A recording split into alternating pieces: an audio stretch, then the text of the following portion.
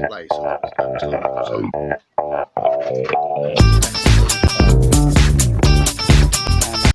my older smartwatch has started to have a rather blurry display, so I thought it was about time I got a new one. This particular one is a heart rate smartwatch, and it's largely focused on sport, but I'm hoping it'll still be quite useful to me, monitor sleep and stuff like that.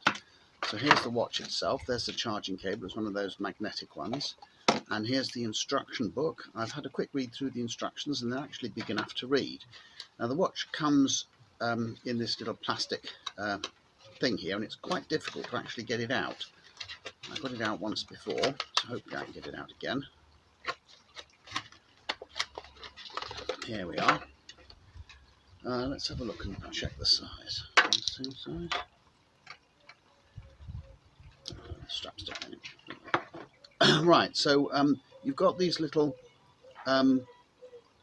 quick release pins here that you just push to release, and this is the sensor here for the heart rates and so on.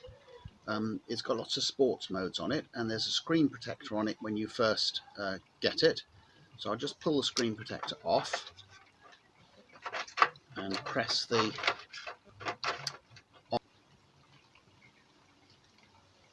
There we go. Just so you know, you live in there, but shall I invite them in? Yes, and that's the dial of the watch. So we'll stop that now. And the watch turns on automatically when you raise your wrist and goes off when you drop your wrist. Here's a diagram showing where the various bits and pieces are, including the quick release straps. And finally, that's what the watch face looks like. It really is rather a nice watch face. I'm going to bind my new watch to the phone. So I click on device and pair device, and it's having a look to see which phones it can find.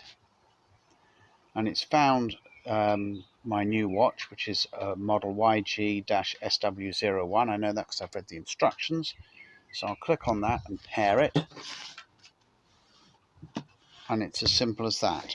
As soon as I press confirm bind device, the watch will then say it's bound successfully, and the time will set itself to the correct time.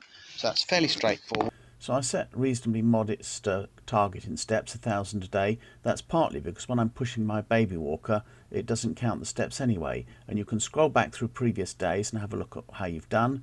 And this is what the sleep diagram looks like to tell you how well you've slept. So here's a couple of shots of the charging cable, both on the table and connected to the watch, and then a final shot from the app showing a heart rate graph.